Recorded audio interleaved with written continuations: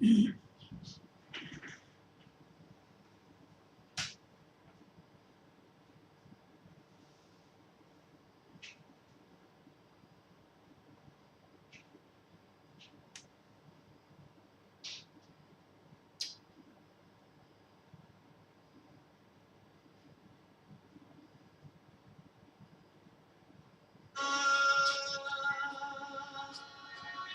มเป็นสาและทักที่ใจพระประธานเป็นจำพ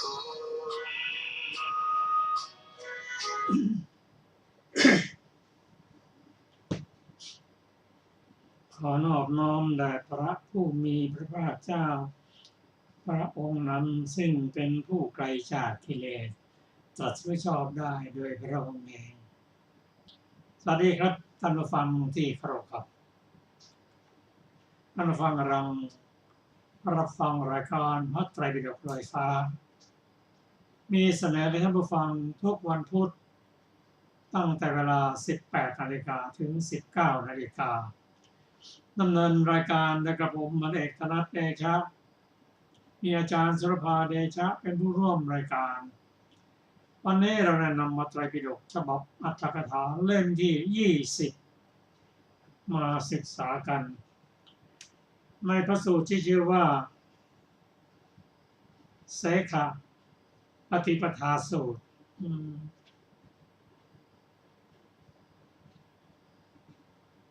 คำว่าเสขะนั่นแปลว่าผู้ที่ยังจะต้องศึกษากันอยู่ส่วนอาเสขะนั้นท่านจบแล้วไม่ต้องศึกษาแล้ว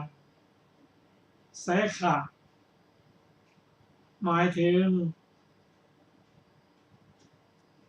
บุคคล7อันได้แก่โสดาปัตติมรรคโสดาปัตติผลสกทาคามิมรรคสกทาคามิผลอนาคามิมรรคอนาคามิผลและอรหัตตมรรคอันนี้เป็นเสขะบุคคลที่จะต้องศึกษาส่วนอเสขะนั้นคือพระอรหันต์บุคคลท่านจบแล้วเสขปฏิปทาสูตรคือพระสูตรที่ชื่อว่าในการปฏิบัติของอริยบุคคล7เรื่องนี้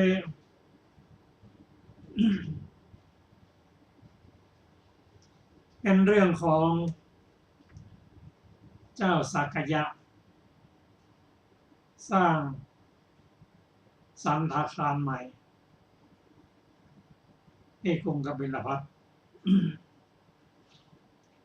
สันทาคารใหม่นั้นเป็นอาคารที่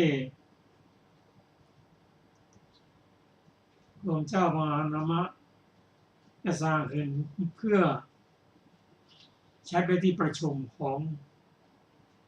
ราชวงศ์ต่างๆเป็นที่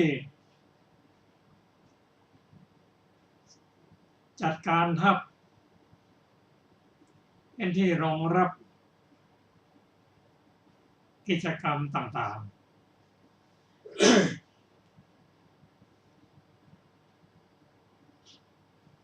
และผมจะนำมาสูตรนี้มาศึกษาร่วมกับท่านผู้ฟัง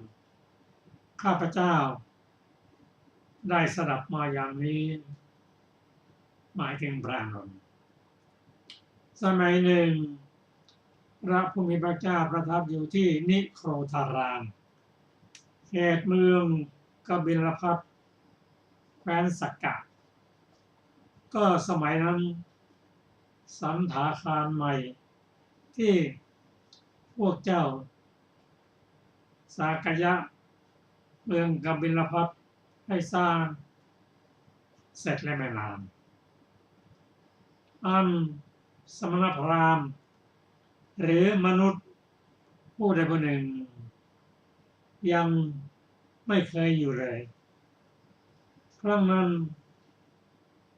พวกเจ้าสากยะเมืองกบิลพัสดุเข้าไปเฝ้าพระผู้มีพระเจ้าถึงที่ประทับถวายบังคม พระพุทธเจ้าแล้วนั่งณที่ควรส่วนข้างหนึ่งได้กราบทูลพระผู้มีพระเจ้าว่าพระพุทธเจ้าข้าขอประทานพระวโรกาสสันทคารใหม่อันพวกเจ้าสักยะเมืองกบิลพัสให้สร้างแน่ไม่นานอันสมณพราหมณ์หรือมนุษย์หมู่ใดหมู่หนึ่งยังไม่ได้เคยอยู่เลยขอทูลเชิญพระพุทธเจ้าทรงบริโภคสันทคารนั้นเป็นปฐมฤกษ์พระพุทธเจ้าทรงบริโภคเป็นปฐมฤกษ์แล้วเป็นปฐมฤกษ์แล้วพวกเจ้าสักยะเมืองกบิลพัสจักบริโภคในภายหลังข้อนั้นพึงมีเพื่อประโยชน์เพื่อกูล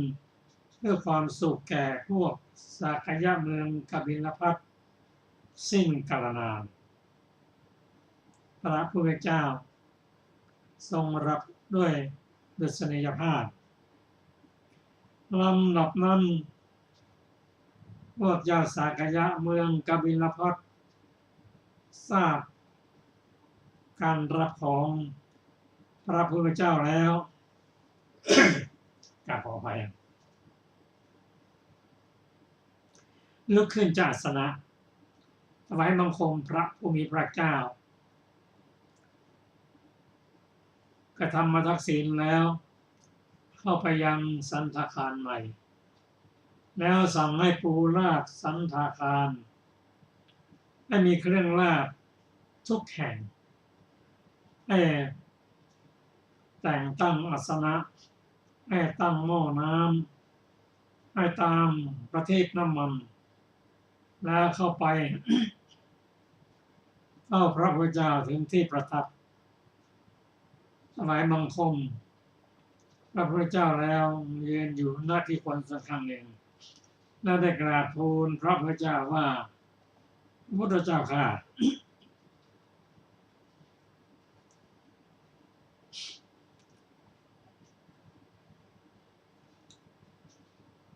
พระพุทธเจ้าทั้งหลาย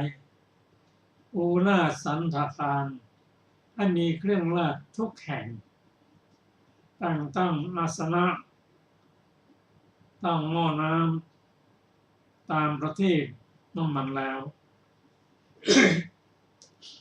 บัดนี้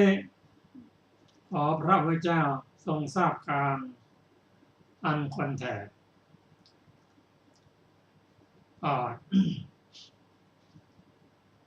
จะมานมะ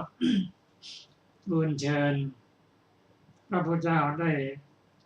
บริโภคสันทคารเป็นปฐมฤกษ์เพื่อเป็นสิริมงคลเพื่อความสุขแก่เจ้าสักยะทั้งหลายทูลเชิญครั้งนี้ทูลเชิญเพื่อเป็นสิริมงคลพระองค์ประทับ1 คืนที่นั่นพวกเจ้าสักยะจึงได้เตรียมพร้อมทั้งประทีปลำดับนั้นพระพุทธเจ้าทรงนุ่งแล้วทรงถือบาตรจีวรพร้อมทั้งภิกษุสงฆ์เสด็จเข้าไปยังสันทคารทรงชำระพระบาทยุคนแล้วเสด็จเข้าไปสู่สันทคารประทับนั่งพิงเสากลางทรงผินพระพักตร์ตรงทิศบุรพาคือทิศตะวันออกแม้ภิกษุสงฆ์ชำระแล้วเข้าไปสู่สันทคารและนั่งพิงฝาด้านประจิมประทิศไปด้านทิศตะวันตกหินหน้าไปทางทิศบุรพาล้อมพระผู้มีพระเจ้าแม้พวกเจ้าสักยะทั้งหลายของกรุงกบิลพัสชำระพระบาทแล้วเสด็จเข้าไปสู่สันทคาร ประทับนั่งพิงฝาด้าน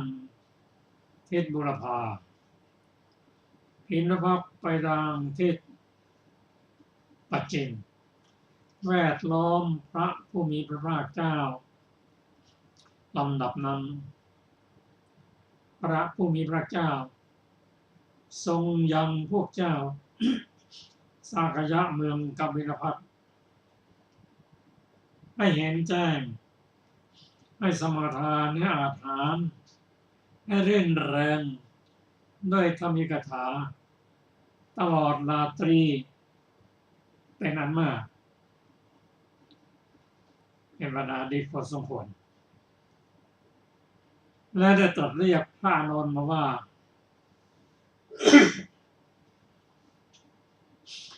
ดูก่อนอานนท์ปฏิปทาของเสขบุคคลจงแจ่มแจ้งแก่เธอเพื่อพวกเจ้าสักยะเมืองกบิลพัสแท้เราเมื่อยหลังเราจะพักเหยียดหลังนั้นก็ ตรัสกับท่านพระนนท์ขอให้แสดงธรรมในหัวข้อปฏิปทาข้อปฏิบัติของเสขบุคคลเพื่อให้เจ้าสักยะก็พระสูตรนี้ในพระธรรมที่ทรงแสดงนั้นเป็นธรรมของพระอริยบุคคลที่ยังเป็นเสขะอยู่พระเจ้าสักยะบางองค์ก็เป็นอริยบุคคลเหตุที่พระองค์ทรงตรัสให้พระอานนท์เป็นผู้แสดงพระธรรมนั้นทั้งนี้ถึงแม้จะมีภาษาดิบุตรธรรมาโมคคัลลานะและบุคคลภิกษุอื่นๆแต่พระองค์ทรงเลือกให้พระอานนท์ข้อนี้ก็เป็น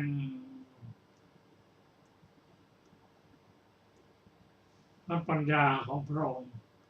ทรงเลือกใช้บุคคลให้เหมาะกับผู้ที่มีรับฟังธรรมในพระอานนท์ในศักดิ์ก็เป็นเหมือนพระอนุชาของพระพุทธเจ้า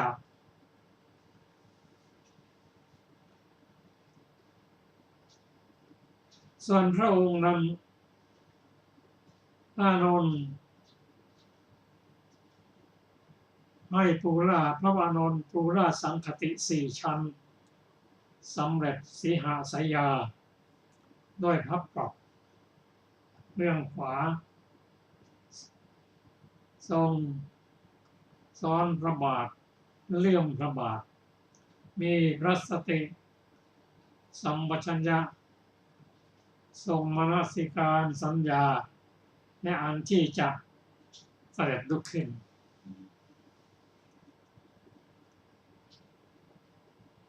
ลำดับนั้นพระอานนท์เชิญท้ามหานามะมาว่าดูก่อนมหานามะอริยสาวกในธรรมในนี้เป็นผู้ถึงพร้อมได้ทำ6 อย่างคือเป็นผู้ถึงพร้อมด้วยศีลคุ้มครองทวารอินทรีย์ทั้งหลายคือตาหูจมูกลิ้นกายใจมีการคุ้มครองรู้ประมาณในโภชนะ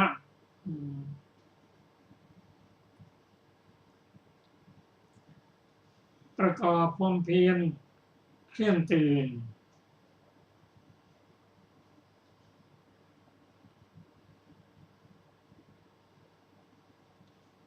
ประกอบด้วยสัพพุริสธรรม7 ประการเป็นผู้ได้ฌาน4อันนี้ทำ6 อย่างที่ท่านพระมนต์กล่าวเพื่อภิกษุนั้นถึงพร้อมด้วยศีลเป็นข้อที่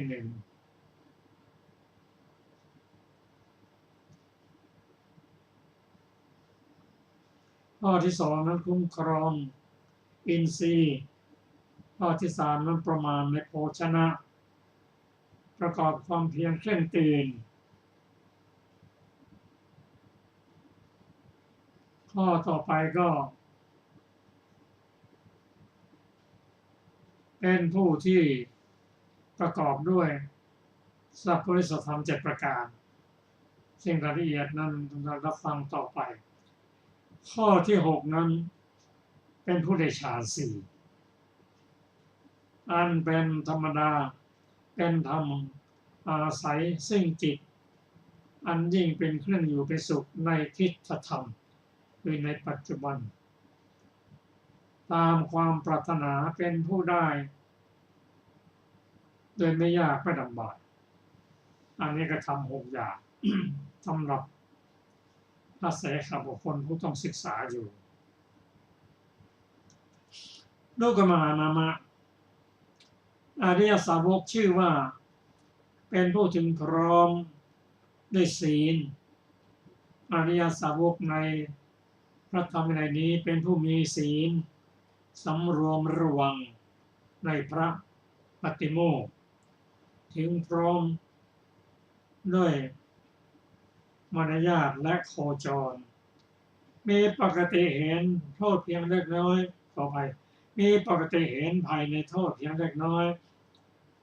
สมทานศึกษาในสิกขาบททั้งหลายดูกมหานามะอย่างนี้แลอริยสาวกชื่อว่าเป็นผู้ถึงพร้อมด้วยศีลดูกมหานามะอย่างไรอริยสาวกจึงจะชื่อว่าเป็นผู้คุ้มครองทวารในอินทรีย์ทั้งหลายคือตาหูจมูกลิ้นกายและใจอริยสาวกในพระธรรมวินัยนี้เห็นรูปด้วยจักษุแล้วไม่ถือนิมิตไม่ถือว่ามีเครื่องหมายไม่ถืออนุพยัญชนะเช่นแขนขาเป็นต้นเธอย่อมปฏิบัติเพื่อสำรวมจักขุนสีที่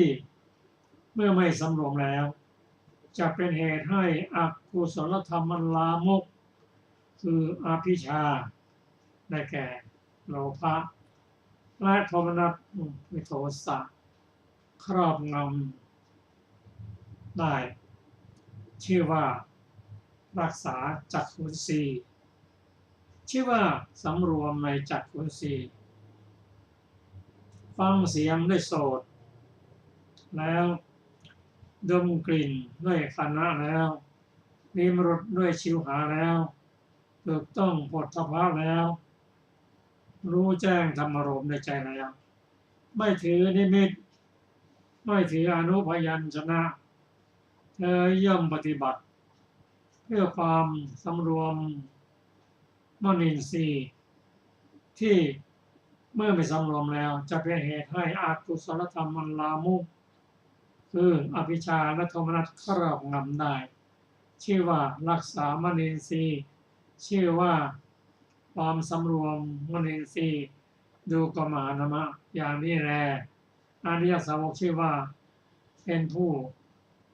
คุ้มครองทวารคุ้มครองทวารในอินทรีย์ทั้งหลาย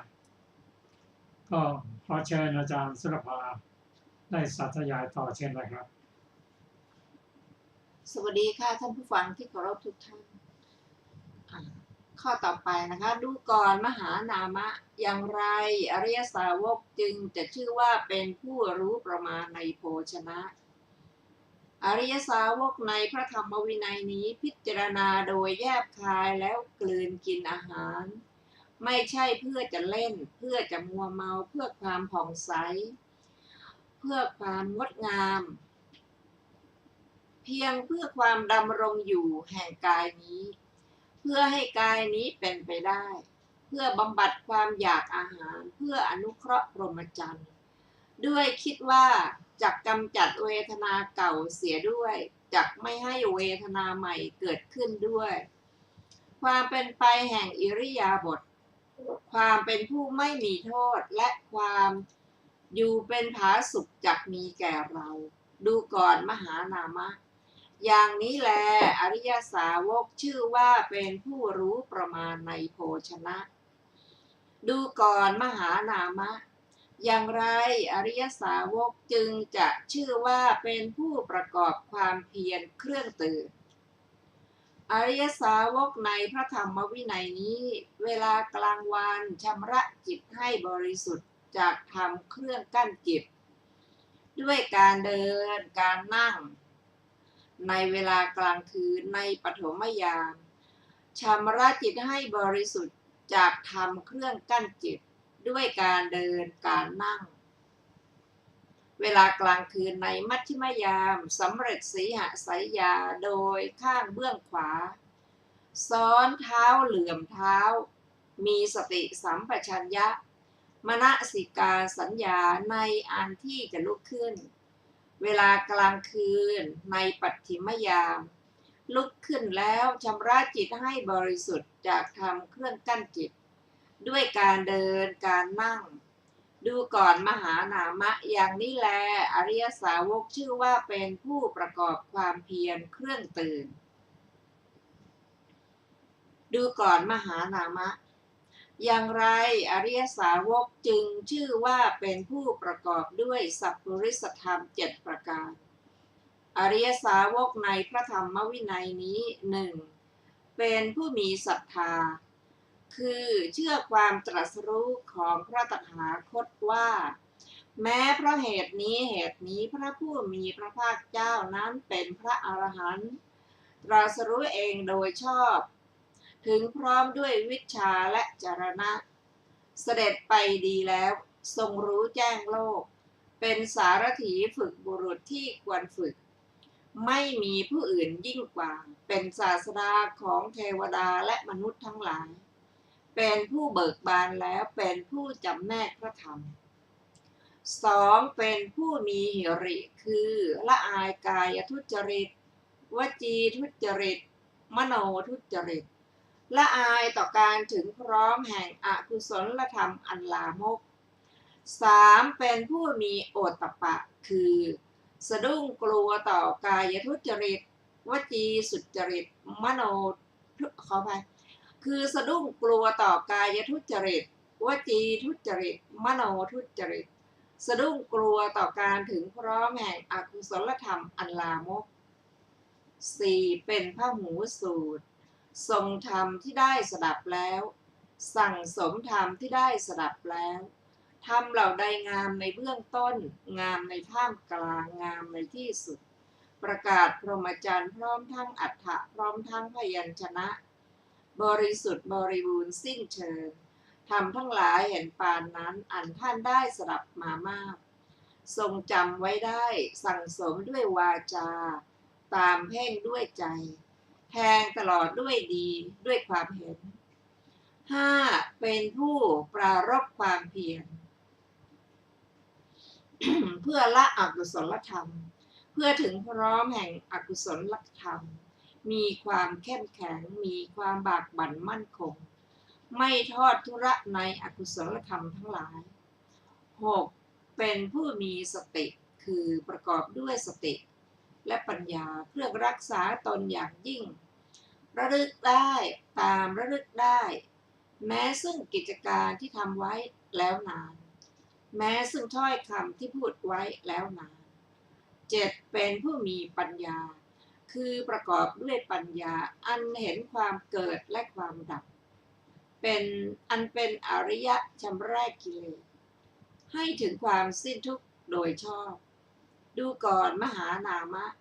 อย่างนี้แลอริยสาวกชื่อว่าเป็นผู้ประกอบด้วยสัพพุริสธรรม7ประการดูก่อนมหานามะอย่างไรอริยสาวกจึงจะชื่อว่าเป็นผู้ได้ฌานทั้งสี่อันเป็นธรรมอาศัยซึ่งจิตอันยิ่งเป็นเครื่องอยู่เป็นสุขในทิฏฐธรรมตามความปรารถนาเป็นผู้ได้โดยไม่ยากไม่ลำบากอริยสาวกในพระธรรมวินัยนี้สงัดจากกามสงัดจากอกุศลธรรม บรรลุปฐมฌานมีวิตกมีวิจารมีปีติและสุขเกิดแต่วิเวกอยู่บรรลุทุติยฌานมีความผ่องใสแห่งจิตในภายในมีอุเบกขามีสติสัมปชัญญะและเสวยสุขด้วยนามกายเพราะปีติสิ้นไปบรรลุตติยฌานที่พระอริยะทั้งหลายสรรเสริญว่าผู้ได้ฌานนี้เป็นผู้มีอุเบกขามีสติอยู่เป็นสุขบรรลุจตุตถฌานไม่มีทุกข์ไม่มีสุขเพราะละสุขละทุกข์และดับโสมนัสโทมนัสก่อนได้มีอุเบกขาเป็นเหตุให้สติบริสุทธิ์อยู่ดูก่อนมหานามะอย่างนี้แลอริยสาวกชื่อว่าเป็นผู้ได้ฌานทั้งสี่อันเป็นธรรมอาศัยซึ่งจิตอันยิ่งเป็นเครื่องอยู่เป็นสุขในทิฏฐธรรมตามความปรารถนาเป็นผู้ได้โดยไม่ยากไม่ลำบากหัวข้อต่อไปเสขปฏิปทาดูก่อนมหานามะเพราะอริยสาวกเป็นผู้ถึงพร้อมด้วยศีลอย่างนี้คุ้มครองทวารในอินทรีย์ทั้งหลายอย่างนี้รู้จักประมาณในโภชนะอย่างนี้ประกอบความเพียรเครื่องตื่นอย่างนี้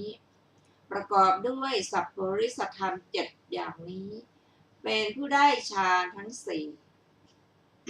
อันเป็นธรรมอาศัยซึ่งจิตอันยิ่งเป็นเครื่องอยู่เป็นสุขในทิฏฐธรรมตามความปรารถนาเป็นผู้ได้โดยไม่ยากไม่ลำบากอย่างนี้บัณฑิตจึงกล่าวอริยสาวกนี้ว่าเป็นผู้มีเสขปฏิปทาถึงพร้อมด้วยคุณธรรมซึ่งเป็นดุจฟองไข่นะคะที่ไม่เน่าควรจะชำระกิเลสควรจะตรัสรู้ควรจะบรรลุธรรมอันปลอดโปร่งจากกิเลสเครื่องประกอบไม่มีธรรมอื่นยิ่งกว่าดูก่อนมหานามะเปรียบเหมือนฟองไข่8ฟอง10ฟองหรือ12ฟองฟองไข่เหล่านั้นแม่ไก่นอนทับกบอบให้ได้ไออุ่นดีแล้วถึงแม่ไก่นั้นจะไม่เกิดความปรารถนาอย่างนี้ว่าขอลูกไก่เหล่านี้พึงทำลายเปลือกไข่ด้วยปลายเล็บเท้าหรือด้วยจะงอยปากออกได้โดยสะดวกเถิดดังนี้ลูกไก่ภายในเปลือกไข่นั้นก็คงทำลายเปลือกไข่ออกได้โดยสวัสดีฉันใดดูก่อนมหานามะอริยสาวกก็ฉันนั้นเพราะท่านเป็นผู้ถึงพร้อมด้วยศีลอย่างนี้คุ้มครองทวารในอินทรีย์ทั้งหลายอย่างนี้รู้จักประมาณในโภชนะอย่างนี้ประกอบความเพียรเครื่องตื่นอย่างนี้ประกอบด้วยสัพปริสธรรม7ประการเป็นผู้ได้ฌานทั้งสี่อันเป็นธรรมอาศัยซึ่งจิตอันยิ่งเป็นเครื่องอยู่เป็นสุขในทิฏฐธรรมตามความปรารถนาเป็นผู้เป็นได้โดยไม่ยากไม่ลำบากอย่างนี้บัณฑิตจึงกล่าวอริยสาวกนี้ว่าเป็นผู้มีเสขปฏิปทาถึงพร้อมด้วยคุณธรรมซึ่งเป็นดุจฟองไข่ที่ไม่เน่าควรจะชำระกิเลสควรจะตรัสรู้ควรจะบรรลุธรรมอันปลอดโปร่งจากกิเลสเครื่องประกอบไม่มีธรรมอื่นยิ่งกว่า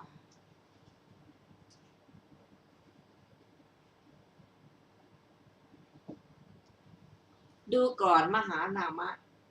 อริยสาวกนั้นอาศัยจตุตถฌานมีอุเบกขาเป็นเหตุให้สติบริสุทธิ์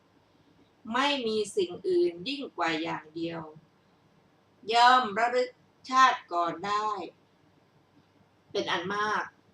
คือระลึกได้ชาติหนึ่งบ้าง2ชาติบ้าง3ชาติบ้าง4ชาติบ้าง5ชาติบ้าง10ชาติบ้าง20ชาติบ้าง30ชาติบ้าง40ชาติบ้าง50ชาติบ้าง100ชาติบ้าง1,000ชาติบ้างแสนชาติบ้างตลอดสังวัตกัปเป็นอันมากบ้างตลอดวิวัตกัปเป็นอันมากบ้างตลอดสังวัตวิวัตกัปเป็นอันมากบ้างว่าในภพโน้นเรามีชื่ออย่างนั้นมีโคดอย่างนั้น มีผิวพรรณอย่างนั้นมีอาหารอย่างนั้นเสวยสุขเสวยทุกข์อย่างนั้นอย่างนั้นมีกำหนดอายุเพียงเท่านั้นครั้นจุติจากภพนั้น แล้วได้ไปเกิดในภพโน้นแม้ในภพนั้นเราก็ได้มีชื่ออย่างนั้นมีโคตรอย่างนั้นมีผิวพรรณอย่างนั้นมีอาหารอย่างนั้นสวยสุขสวยทุกอย่างนั้นอย่างนั้นมีกำหนดอายุเพียงเท่านั้นครั้นจุติจากภพนั้นแล้วได้มาเกิดในภพนี้เธอย่อมระลึกถึงชาติก่อนได้เป็นอันมากพร้อมทั้งอาการพร้อมทั้งอุเทศด้วยประการชนี้ข้อนี้เป็นความแตกฉานแห่งฌานข้อที่หนึ่งของอริยสาวกนั้นเปรียบเหมือนลูกไก่เจาะเปลือกไข่ออกฉะนั้นดูก่อนมหานามะอริยสาวกนั้นอาศัยจตุตถฌานมีอุเบกขาเป็นเหตุให้สติบริสุทธิ์อยู่ไม่มีสิ่งอื่นยิ่งกว่านี้อย่างเดียวเธอเห็นหมู่สัตว์ที่กำลังจุติกำลังอุปัตเลวประณีตมีผิวพรรณดีมีผิวพรรณทรามได้ดีตกยากด้วยที่พิยจักษุอันบริสุทธิ์ล่วงจักษุของมนุษย์ย่อมรู้ชัดซึ่งหมู่สัตว์ผู้เป็นไปตามกรรมว่าสัตว์เหล่านี้ประกอบด้วยกายทุจริตวจีทุจริตมโนทุจริตติเตียนพระอริยเจ้าเป็นมิจฉาทิฏฐิยึดถือการกระทำด้วยอำนาจมิจฉาทิฏฐิเบื้องหน้าแต่ตายเพราะกายแตกเขาย่อมเข้าถึงอบายทุกขติวินิบาตนรกส่วนสัตว์เหล่านี้ประกอบด้วยกายสุจริตวจีสุจริตมโนสุจริตไม่ติเตียนพระอริยเจ้าเป็นสัมมาทิฏฐิยึดถือการกระทำด้วยอำนาจสัมมาทิฏฐิเบื้องหน้าแต่ตายเพราะกายแตกเขาย่อมเข้าถึงสุคติโลกสวรรค์ดังนี้เธอย่อมเห็นหมู่สัตว์กำลังจุติกำลังอุปัตเลวประณีตมีผิวพรรณดีมีผิวพรรณทรามได้ดีตกยากด้วยทิพยจักษุอันบริสุทธิ์ล่วงจักษุของมนุษย์ย่อมรู้ชัดซึ่งหมู่สัตว์ผู้เป็นไปตามกรรมด้วยประการฉนี้ข้อนี้เป็นความแตกฉานของฌานข้อที่สองของอริยสาวกนั้นเปรียบเหมือนลูกไก่เจาะเปลือกไข่ฉะนั้นดูก่อนมหานามะอริยสาวกนั้นอาศัยจตุตถฌานมีอุเบกขาเป็นเหตุให้สติบริสุทธิ์ไม่มีสิ่งอื่นยิ่งกว่านี้อย่างเดียวย่อมทำให้แจ้งซึ่งเจโตวิมุตติปัญญาวิมุตติอันหาอาสวะมิได้เพราะอาสวะทั้งหลายสิ้นไปด้วยปัญญาอันยิ่งเองในปัจจุบันเข้าถึงอยู่ข้อนี้เป็นความแตกฉานแห่งฌานข้อที่สามของอริยสาวกนั้นเปรียบเหมือนลูกไก่เจาะเปลือกไข่ออกฉะนั้นหัวข้อต่อไปความเป็นผู้มีวิชชาและจรณะดูก่อนมหานามะแม้ข้อที่อริยสาวกเป็นผู้ถึงพร้อมด้วยศีลนี้ก็เป็นจรณะของเธอประการหนึ่งแม้ข้อที่อริยสาวกเป็นผู้คุ้มครองทวารในอินทรีย์ทั้งหลายนี้ก็เป็นจรณะของเธอประการหนึ่งแม้ข้อที่อริยสาวกเป็นผู้รู้ประมาณในโภชนะนี้ก็เป็นจรณะของเธอประการหนึ่งแม้ข้อที่อริยสาวกเป็นผู้ประกอบความเพียรเครื่องตื่นอยู่ก็เป็นจรณะของเธอประการหนึ่งแม้ข้อที่อริยสาวกเป็นผู้ประกอบด้วยสัพพริสธรรม7ประการนี้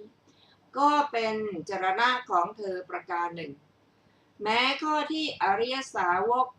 เป็นผู้ได้ฌานทั้งสี่อันเป็นธรรมอาศัยซึ่งจิตอันยิ่งเป็นเครื่องอยู่เป็นสุขในทิฏฐธรรมตามความปรารถนาเป็นผู้ได้โดยไม่ยากไม่ลำบากนี้ก็เป็นจรณะของเธอประการหนึ่ง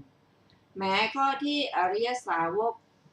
ระลึกชาติก่อนๆได้เป็นอันมาก คือระลึกได้ชาติหนึ่งบ้าง2 ชาติบ้าง3 ชาติบ้าง4 ชาติบ้าง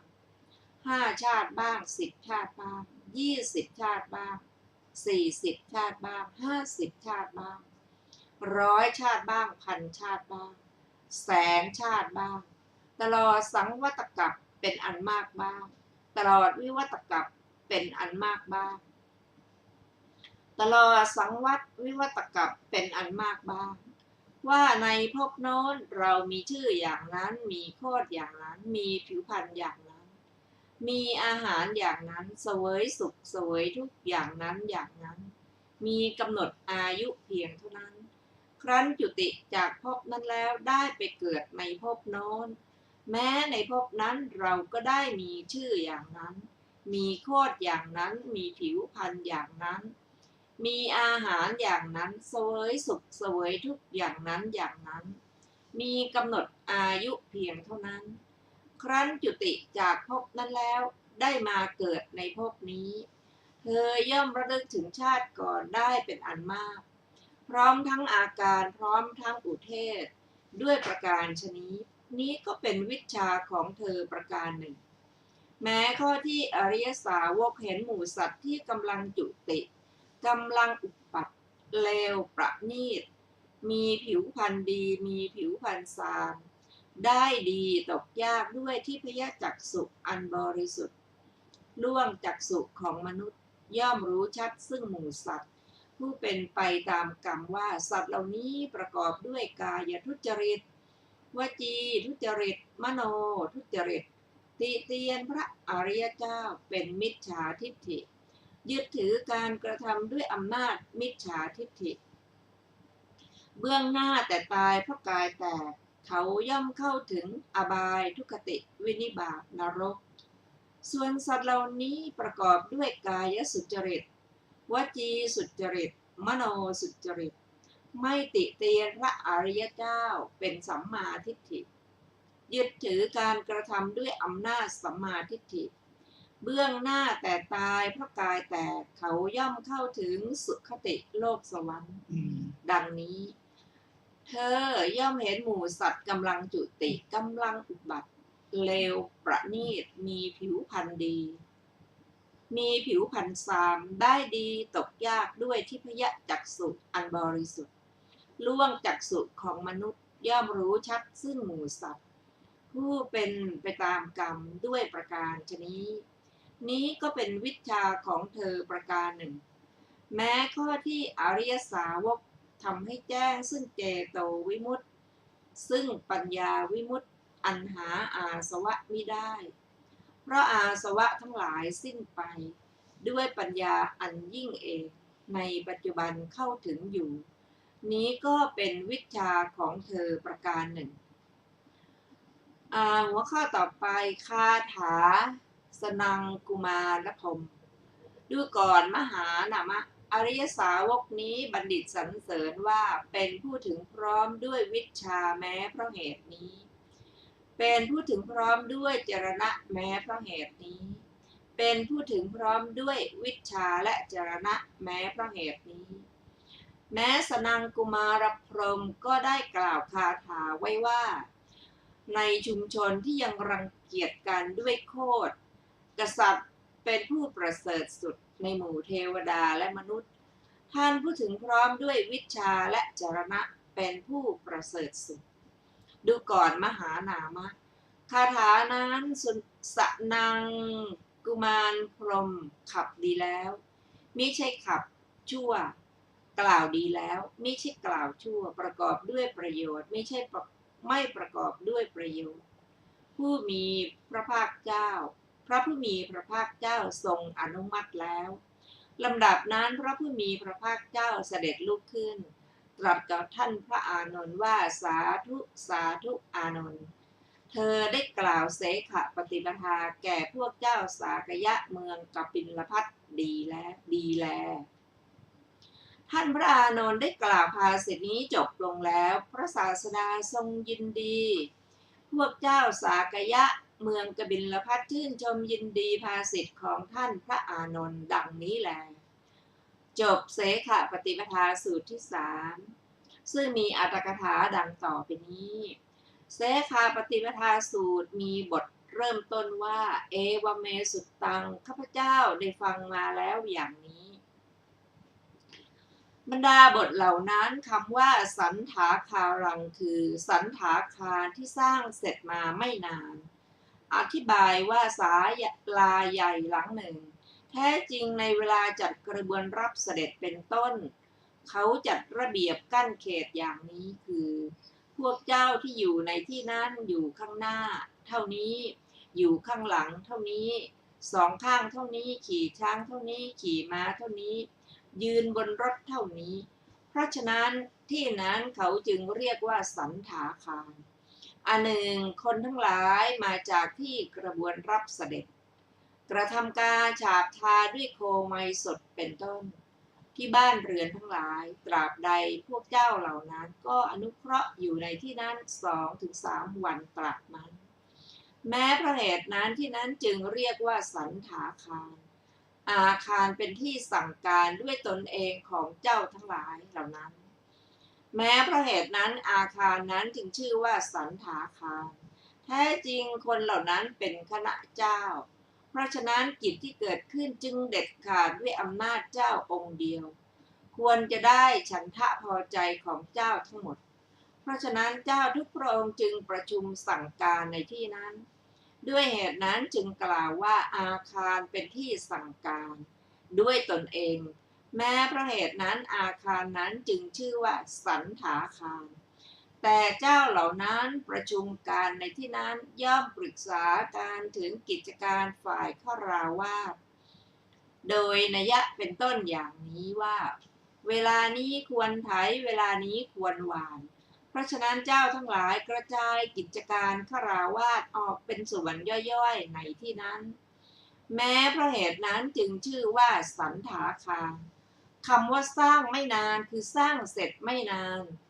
ประหนึ่งเทพวิมานอันตกแต่งดีแล้วด้วยงานไม้งานหินและงานจิตรกรรมเป็นต้นในคำว่าสมเนนะวาเป็นต้นเพราะเหตุที่ในเวลากำหนดพื้นที่สร้างเรือนเทวดาทั้งหลายย่อมถือว่าเป็นสถานที่อยู่ของตนฉะนั้นพวกเจ้าสากยะจึงไม่กล่าวว่าอันเทวดาหรือแต่กล่าวว่าอันสมณะหรือพราหมณ์หรือมนุษย์ไรๆไม่เคยเข้ามาอยู่ก่อนคำว่าเยนะภควาเตนุปสังกะสมิงสุขอไปเตนุปสังกะมิงสุความว่าพวกเจ้าสากยะได้ฟังว่าสันถาคารเสร็จแล้วก็ใคร่จะไปดูสันถาคารนั้นจึงไปตรวจดูหมดตั้งแต่ซุ้มประตูก็คิดว่าสันถาคารนี้น่ารื่นรมอย่างยิ่งมีสิริเฉกเช่นที่เทพวิมานใครเล่าใช้ก่อนจะพึงเป็นประโยชน์สุขแก่เราไปนานจึงปรึกษาตกลงกันว่าสันถาคารนี้เหมาะแก่พระศาสดาเท่านั้นในเมื่อเราถวายเป็นปฐมแก่พระญาติผู้ประเสริฐสุดของเราเหมาะแก่พระศาสดาเท่านั้นในเมื่อเราถวายด้วยอำนาจที่พระองค์ทรงเป็นทักษิณายบุคคลเพราะฉะนั้นเราจักอาราธนาพระศาสดาให้ทรงใช้เป็นปฐมฤกษ์จักอาราธนาพระภิกษุสงฆ์มาเมื่อ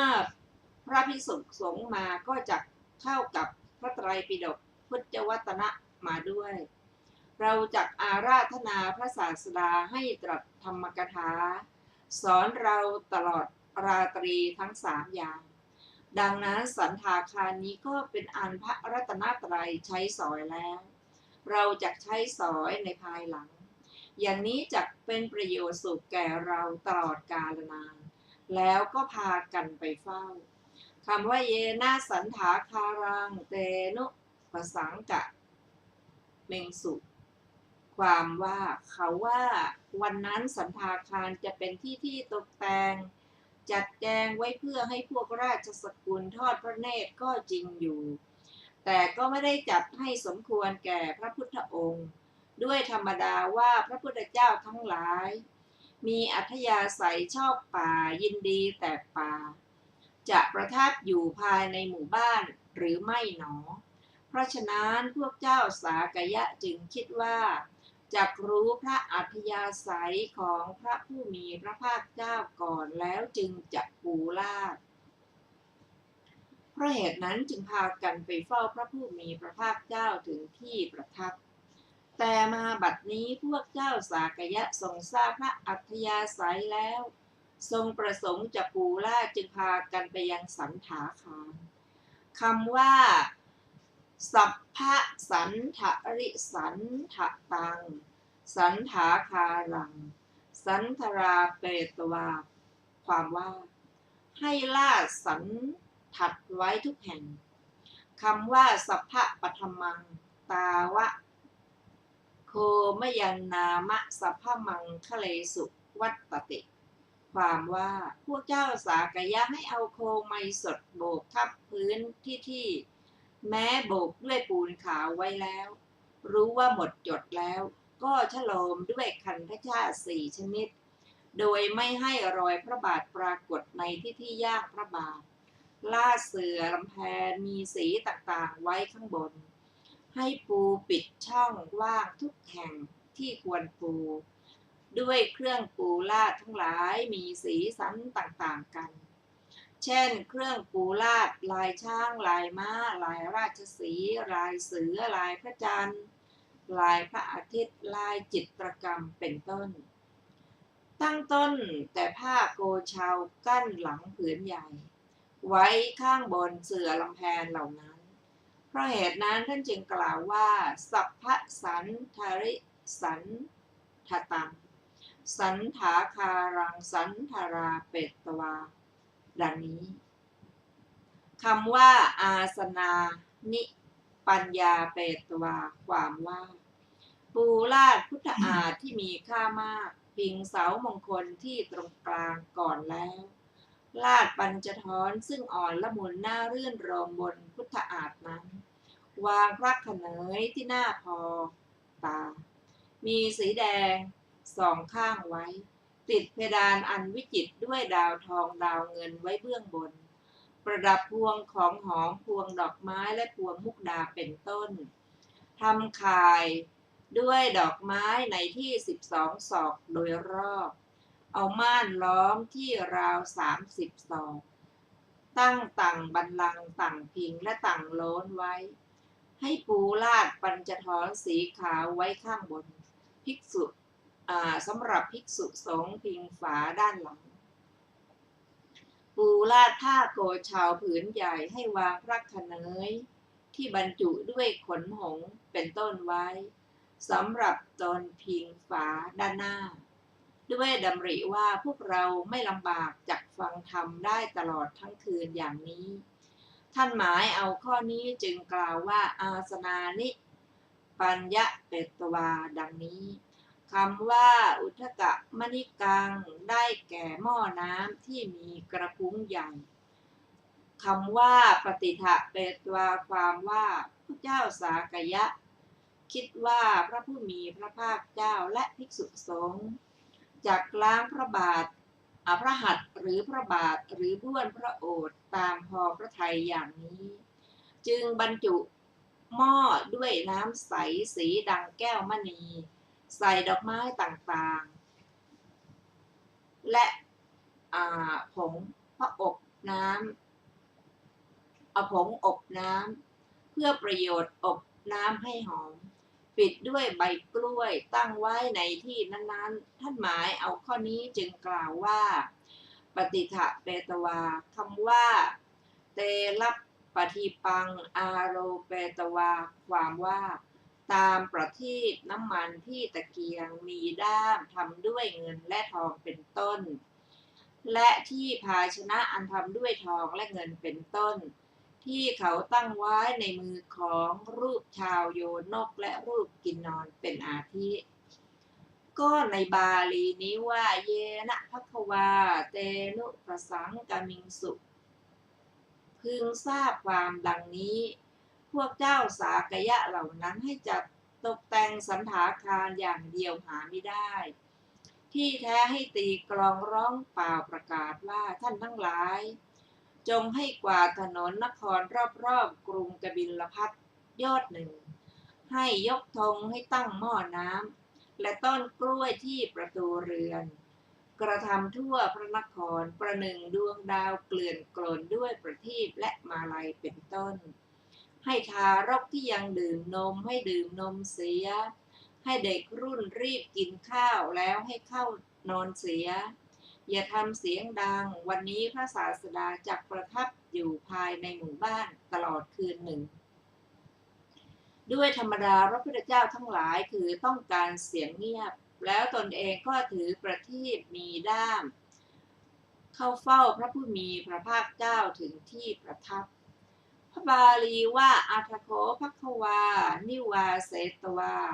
ปาตะจีวรังอาทายะสัตทิงภิกขุสังเคนะเยนะนะหวังสันถาคารังเตนู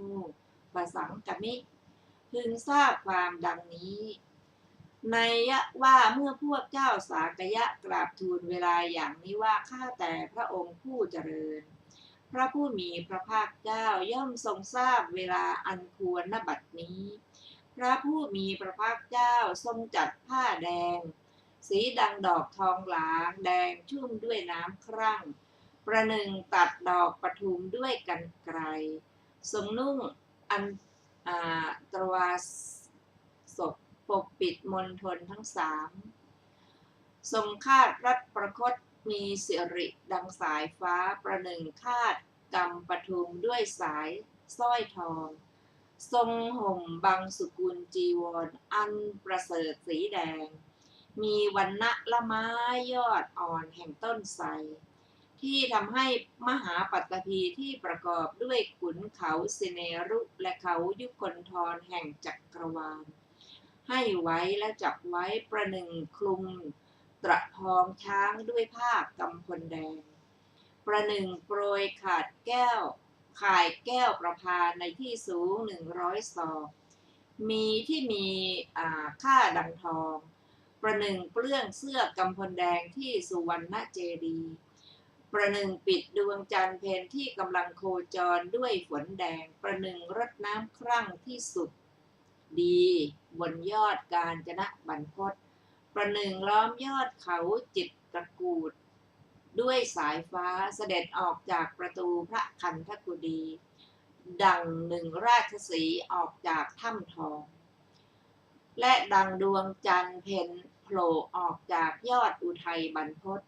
ก็แหละครั้นเสด็จออกแล้วก็ประทับยืนอยู่หน้าพระคันธกุฎี